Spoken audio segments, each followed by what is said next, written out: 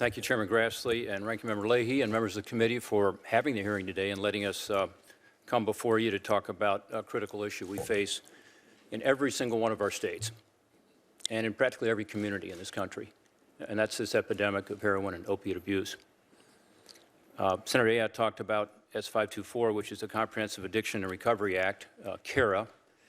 It's a bipartisan bill that addresses this issue head-on, and it does so in a comprehensive way, through prevention, through treatment, through recovery. It's one that I've had the privilege to work on with my colleague and co-author Sheldon Whitehouse, who's on this committee, along with Senators Ayotte and Klobuchar. We've been working on this for a few years now. We've brought in experts from all around the country to give us their best advice. This committee's done some good work already. I was very encouraged, Mr. Chairman, by your comments earlier and by the ranking member's comments about the importance of addressing this issue in a comprehensive way and about the importance of moving this legislation forward. And again, I thank you for that. I think it's the appropriate federal response to this growing epidemic. I also want to thank those experts out in the field from every area, prevention all the way through recovery, who have worked with us over the past few years in putting this together and participated in about a half dozen forums we've had here in Washington, D.C., where they've come in and given us their input. We've all been back home, too, getting input. And no matter where I go in my home state of Ohio, I hear the same story. I hear it from mothers, I hear it from fathers, sisters, brothers, friends. I hear heartbreaking stories of how addiction is ruining lives, tearing apart families, devastating communities. This epidemic is striking very close to home. And I know you're hearing that too as you go home. Last year, 2,482 Ohioans died from a drug overdose. That should demonstrate to all of us how difficult it is to break through this addiction. The bonds of addiction are so strong. Recently, I was in a hospital last week in Cleveland, Ohio, looking at the amazing care they're giving to addicted babies. I had a chance to talk to some mothers who continued to use during their pregnancy. That's how strong these bonds of addiction are. Thousands more, of course, are surviving these overdoses, but they're still struggling. They're struggling to hold a job.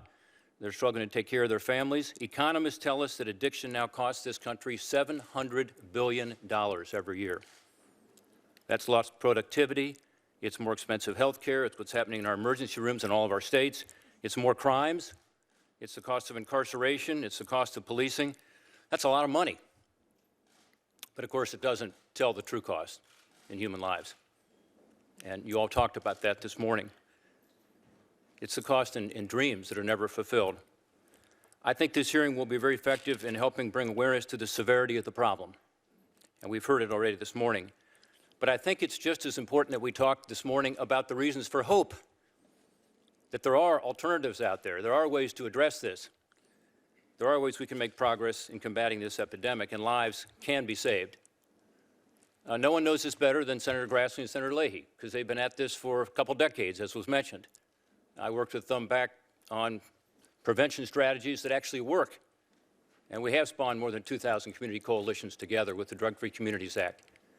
But now we need to do more. We need to focus more not just on the prevention and education, but on dealing with treatment and recovery. I've seen some amazing people who lead programs in my state that actually work. I've visited with a lot of men and women who struggle with addiction and have the courage to seek treatment and get on the road to recovery. I've also been fortunate enough to get to know a lot of Ohioans who have taken their personal tragedy and they have channeled their grief into something constructive. They've used their story to help others avoid addiction or help others break the stigma of addiction. You're going to hear from one of those women here this morning. Tonda DeRay, I first met last fall. She came here for the rally on the mall against addiction, and she told her story to me. And her story is one that breaks your heart. Her daughter, Holly, was 21 years old when she died of a heroin overdose. Now, to the outside world, Holly didn't fit the stereotype of someone who was a heroin addict. She excelled in school. She had a lot of friends. She was selected for homecoming and prom court. She was building a life for herself. She was engaged to be married. And then on her 20th birthday, at a celebration, some friends of hers said, "Why don't you try this?" And they gave her some heroin. She thought she would experiment with it. And she got into the grips of addiction. Tonda did, as you'll hear later, I suppose, what any mom would do. She helped her daughter try to get into treatment. Holly went to rehab. She actually gained a period of sobriety. But then the addiction took over.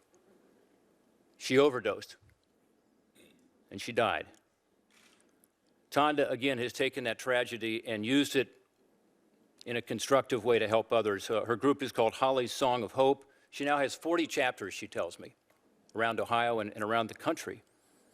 And it's in the hopes that other daughters will not follow that similar dangerous path. I commend her. There are so many others who've done the same thing I've met in the state of Ohio. Last week, I visited Marion, Ohio, and I met Bethany, who has struggled with heroin addiction. She struggled as a teenager. She was a promising athlete. She was going to college. She had a scholarship, but she got sidetracked through her addiction. She was an expecting mom, and she used. And she says that tearfully now. She was arrested. Law enforcement tried to deal with her issue by not putting her in jail, but finding alternatives. She finally figured out she had to beat her opiate addiction because of her kids. And she did it. Detox was hard, recovery even harder, but she went on to graduate from Marion County's Family Dependency Treatment Court, an alternative sentencing program, where they provide resources for mothers facing substance abuse. After 5 years of being sober, Bethany now leads that specialized docket as the court coordinator to help other mothers in recovery. To my colleagues this morning, the story of Bethany tells us why there is hope in the face of this addiction. You've seen it in your states. We've seen it around the country. People can break this grip of addiction and get into treatment and recovery. It's hard. They need our help. Listening and learning from these families is what helped us inform our work on CARA every step of the way, as Sheldon Whitehouse will tell you.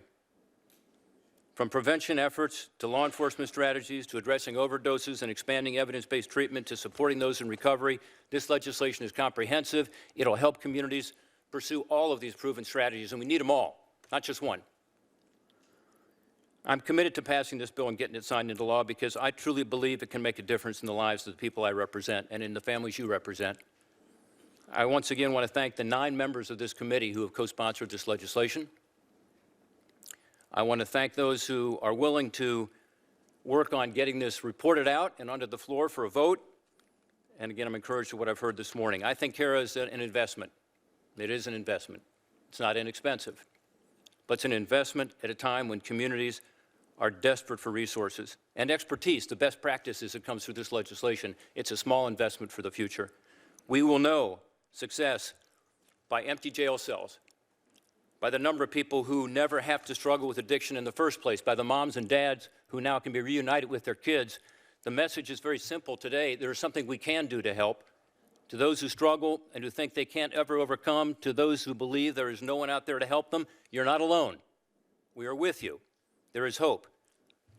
And that hope can be furthered by this committee leading the way by reporting out this legislation. Thank you, Mr. Chairman.